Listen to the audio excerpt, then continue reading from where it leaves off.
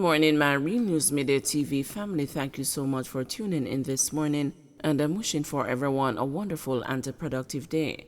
And in the news this morning for January 3, 2024, minor reportedly sexually molested by staff member. A cloud of suspicion is hanging over the leadership of a prominent corporate area high school because of its handling of allegations of sexual assault of a minor on the grounds of the institution by a male member of staff. The staff member, who is supposedly in his 50s, is accused of carrying out the act while the little girl was awaiting a family member several months ago. The news was reliably informed that the man was dismissed by the principal shortly after the incident was reported, but was subsequently rehired. Following a report to the police, however, the alleged perpetrator was nabbed while at a funeral in October last year. The news was told that the man was to face questioning in relation to the allegations.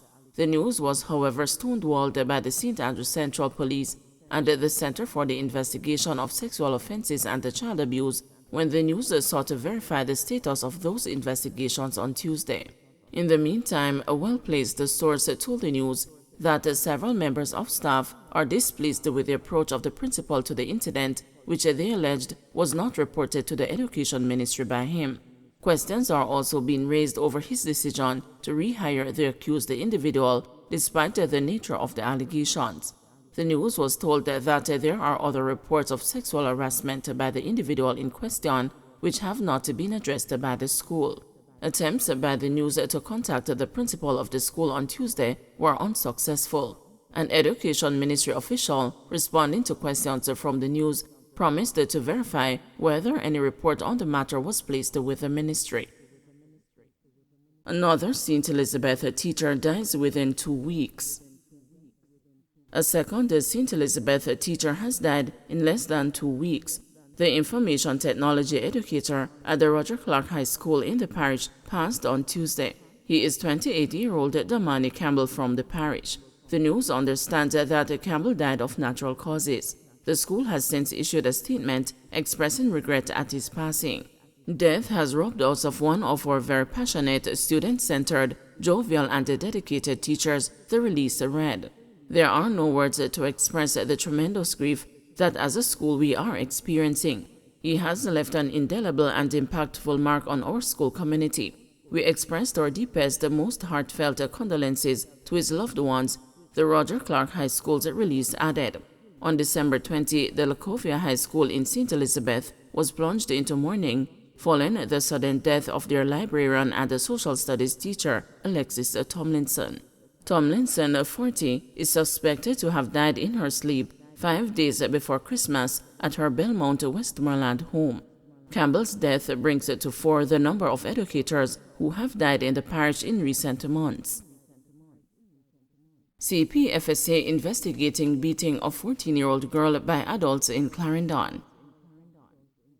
The Child Protection and Family Services Agency says it has been made aware of an incident in which a 14-year-old girl was recently attacked and beaten by a group of adults in Clarendon. The agency says it is currently investigating the matter and stands ready to provide the necessary support to the child and her family. The video, which has been circulating on social media, shows a group of women kicking, hitting, and dragging the child. It is unclear the circumstances surrounding the incident. School for students with learning disabilities in danger of not reopening as ministry yet to fulfill commitment to pay fees. Parents whose children attend a Promise Learning Center say they were left stumped after the school, which caters to students with autism and learning disabilities, indicated that it would not reopen today for the new academic term. In a letter dated December 30, 2023, Acting Principal Maxine Bolton and Wesley Hilton, the Acting Director, accused the Ministry of Education and Youth of failing to honor its commitment for payments that would cover the tuition of dozens of students enrolled at the Hagley Park Road St. Andrew-based school. Failure to fulfill their contracted obligation has left our hardworking and dedicated teachers and the staff without a salary, bonus, nor incentives for the entire Christmas season, the letter bearing the names of the 2 administrators stated.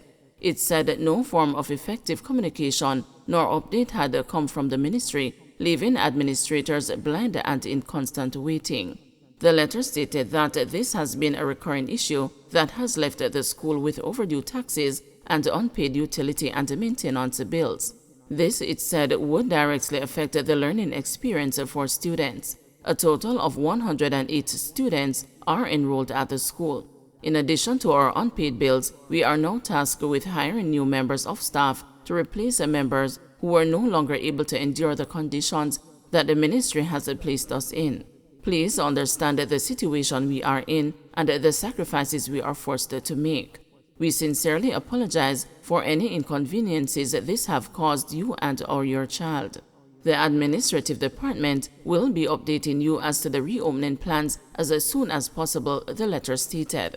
Efforts to reach Bolton for comment were unsuccessful as a call to our cell phone yesterday went unanswered. A parent who contacted the news but requested anonymity said parents were shocked to learn of the extreme difficulties the school faced. The school asked parents not to communicate with the media. I know us as parents were having issues with the ministry in terms of shadows because a lot of the students aren't allowed to go to school if they don't have an assistant, which we term as a shadows, said the parent. A shadow is typically a trained ABA professional who accompanies a child with autism spectrum disorder in order to provide them the support they need to be successful in a traditional educational setting. According to the parent, shadows assigned to children at the school receive a monthly salary of approximately $40,000 after tax. She said that as a result, the turnover rate remained high. During a post-cabinet press conference in August, then Acting Chief Education Officer Dr. Kassan Troop, who has since been promoted to Permanent Secretary, told the news that more than 500 shadows had been assigned to special needs students for the academic term. It is disheartening that the ministry would allow this to happen. There are not many schools, especially in the corporate area, that cater to children who are on the spectrum. The school has been operating from in the 90s. It is one of the first, and this is the level of treatment it is getting from the government. It is really disheartening. The children are somewhat at a disadvantage, and you not making preparations for them to go back to school, that they are given top priority. What does it say? The parent questioned.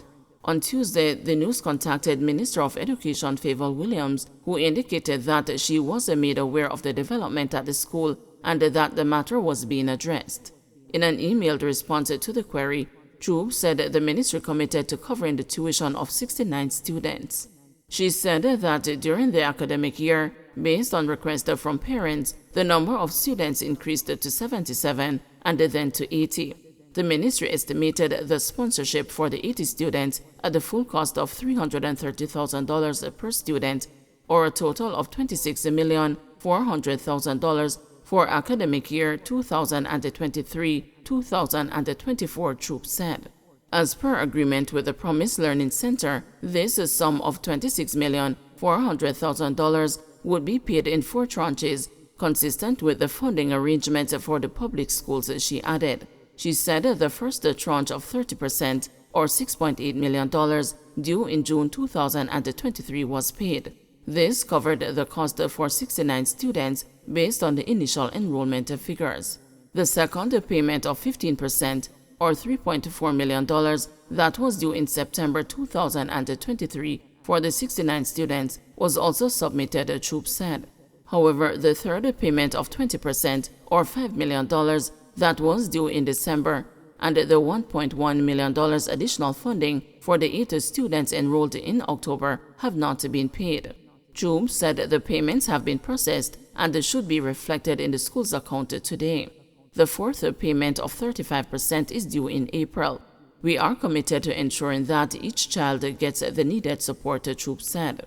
She said there has been and continues to be ongoing dialogue and an open line of communication with the school through the Special Education Unit at the Education Ministry, which provides immediate supervision of the school. Majority of persons polled say relationship between police and the civilians has worsened. A majority of Jamaicans are of the view that the relationship between the police and the civilians has worsened over the last 10 years. This according to the results of a Don Anderson poll conducted over the period November 24 to December 7, 2023. 44% of the respondents believe the relationship has worsened, 30% said the relationship has got much worse, while 14% believe it has only got a little worse. The majority of those who said the relationship had worsened were females. Meanwhile, 32% of those polled said the police-civilian relationship has improved over the last 10 years, while 24% believe there has been no change in the last decade. The sample size was 1,015 people across all parishes. Only persons aged 18 years and older and registered to vote were included in the sample. The margin of error for the poll was plus or minus 3% at the 95% confidence level.